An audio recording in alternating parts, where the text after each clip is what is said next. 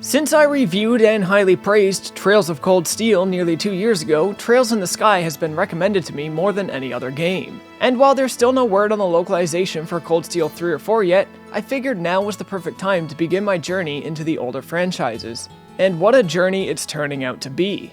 The Legend of Heroes Trails in the Sky first chapter first released in Japan all the way back in 2004 on PC, developed and self-published by Nihon Falcom. Due to the staggering job of translating the 1.5 million Japanese characters that made up the first entry, publishers were hesitant about bringing this little-known franchise to the West, fearing a low return on investment. Of course, Trails in the Sky FC is also the first game in a trilogy and was far from the largest in terms of its word count. As such, publishers needed to consider the task of translating and publishing 3 games whose collective word count runs longer than the entire Lord of the Rings trilogy combined. Because of this, we wouldn't see a localization until March of 2011. The first version we got, Compliments of Xseed, was Falcom's port to the PSP, with the Windows version of the game launching in North America just over 10 years to the date of the original Japanese launch. We're looking at the Windows version today. At the onset of the game, we are introduced to a young version of our main character, Estelle Bright, as she awaits her father's return home. Only when he does return home, he brings a small boy named Joshua with him. Not much is known about Joshua, but Cassius sees it fit to take care of him and give him a loving home. We fast forward a few years now and see that not much has changed. Estelle is still the loud-mouthed, boastful type she was as a kid. A tomboyish character with a mouth that acts faster than her brain, but not quite as fast as her heart. Joshua is still a stoic, calm, and collected warrior in training, and kind of works to balance out Estelle's bombastic nature. Together, the two of them make up our main cast and work well as a team. Cassius Bright, Estelle's father, is a high-ranking member of a bracer guild and has encouraged his offspring to follow in his footsteps. One day, a mysterious letter arrives for Cassius, and it seems he must depart on an emergency mission. This mission is expected to take him upwards of a month to complete, so he passes off his incomplete assignments for the Bracers Guild to Estelle and Joshua. This is where the story really begins. Estelle and Joshua set out to finish their father's work, and through the course of it end up in the middle of a missing persons case. With very little in the way of hot leads, Estelle and Joshua end up traveling the continent, taking up jobs for the various branches of the Bracers Guild, in hopes they may find clues while they do so. The longer they stick at this, the more they begin to understand the political landscape of Liberl and its surrounding nations, and the more they stumble into uncovering truth and conspiracy that could drastically alter the day-to-day lives of all those who inhabit the world. The big story in Trails in the Sky requires you to look beyond the main cast and see the big world beyond them. At times, it may feel like your characters aren't involved in much of anything important, but that couldn't be further from the truth. It simply takes time to realize the extent of your role in the world at large. In addition to the main story, there's no shortage of side quests to embark upon, many of which are completely hidden. The side quests have many different formats and are very well written, and help shape the world of the game. They can also more than double the runtime, so if you're going for 100%, get ready for an investment. So that's about the best I can sum up the adventure without going into any spoilers. So we're gonna jump out of this and talk about the combat. As stated earlier, Joshua and Estelle make up our main cast. They will also be the only consistent members of your party as the game goes along. While roaming dungeons and the overworld, enemies will become visible as you approach them, allowing some degree of control over whether or not you take part in a battle. When battle does occur, how you approach enemies makes a difference. If you grab them from the back, you get a preemptive strike. If they grab you, then good luck. Battles are turn-based and take part in an arena separate from the overworld. In addition to your general attack, walk, items, and run options, we have 2 types of special attacks. Not to be confused with the thing you do with your kids or your grandparents, these attacks are called arts and crafts. Arts are magic attacks that require EP to cast. EP can only be recovered by resting, leveling up, or using items, so the resource is rather finite. What arts you can cast are dependent on what orbments you've built and equipped. These can be swapped in and out while not in battle and offer you a great deal of control over the build of your character. Arts can either target individual people or an area surrounding a central point. Crafts, on the other hand, are character specific and you have no control over them. As you level up, you will learn new crafts. Crafts cost CP to cast, but this resource is not finite when entering battle.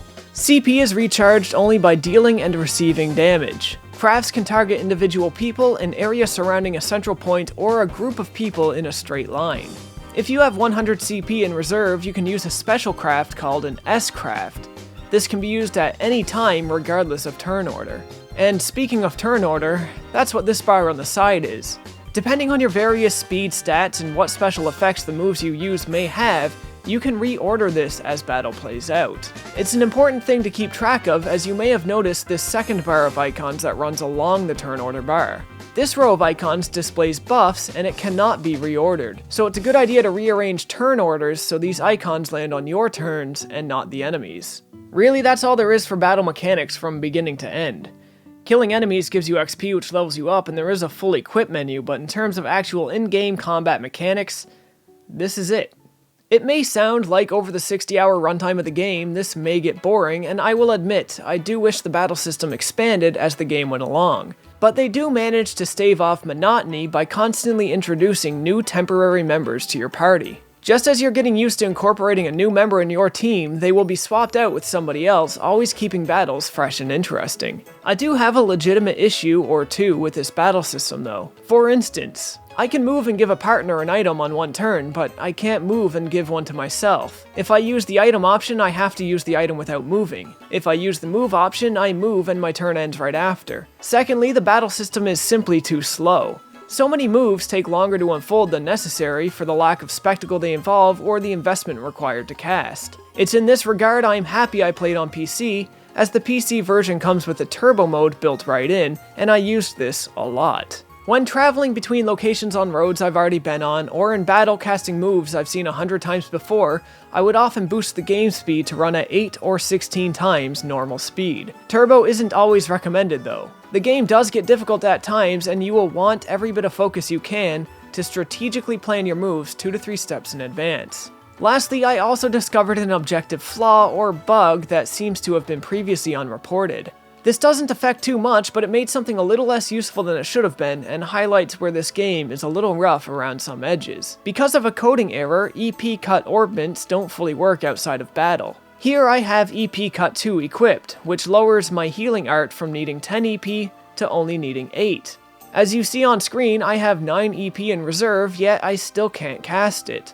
I put this on the Steam discussion boards, the bug was confirmed, and it seems a member of the dev team for the PC release will be keeping note of it, and a fix may come in the future. Despite a couple flaws and hang-ups, I did overall very much love this battle system, and for the time it came out, the depth it provides is certainly serviceable, and they definitely get a lot out of it. There isn't too few mechanics you get bored, or too many that you become OP, or inundated with trivial busywork trying to get through a fight. The battle system strikes a great balance and offers a decent challenge on standard difficulties.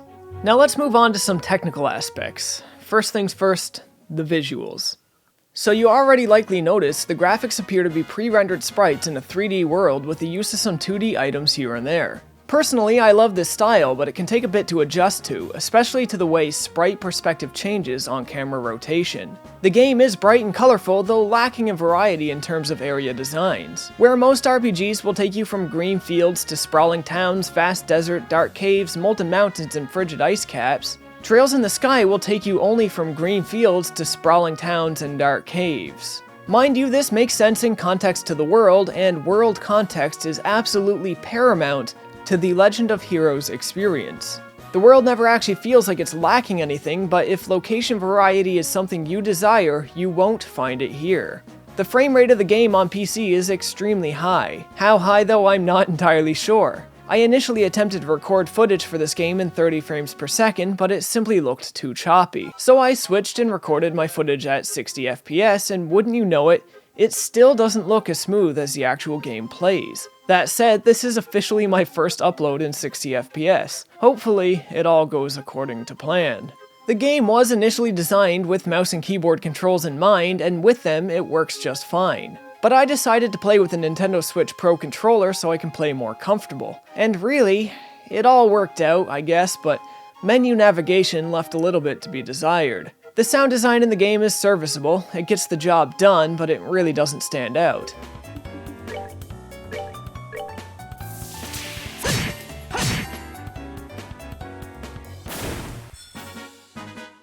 Alright, we're good to go.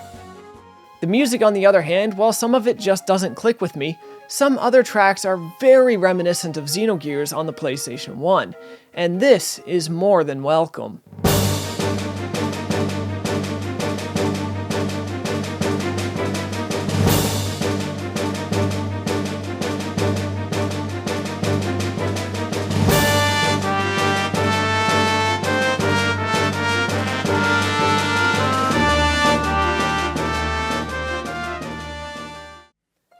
Now I want to move on and talk about what's simultaneously the strongest and weakest part of this game, and this is true for all of the Legend of Heroes games. This is the sort of thing that will make or break the experience for somebody.